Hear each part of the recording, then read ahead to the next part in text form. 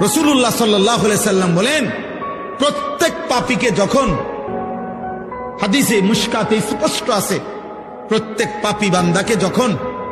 লাশের খাটিয়ার মধ্যে মানুষ যখন কাঁদে নেয়, লাশের খাটে, আল্লাহর কসম নবী বলছে, এই নাফরমান এত জোরে চিৎকার করে আর বলে, ইয়া ওয়াইলাহা, হায় আফসোস, তোমরা আমারে কই দিচ্ছ, আমারে নিও না, তোমরা কবরের দিকে নিও না, আমারে নিও না।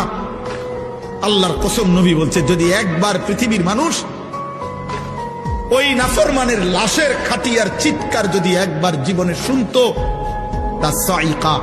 পৃথিবীর সব মানুষ বেহুশ হয়ে যাইত, আর কোনদিন মানুষ কারো লাশ কাঁধে নিত না, আর কোনদিন কোন জানাজা দাফন হইত না, মানুষের লাশ পড়ে থাকতো, কুকুর বিড়ালে টাইনা হেসরাইয়া খাইত।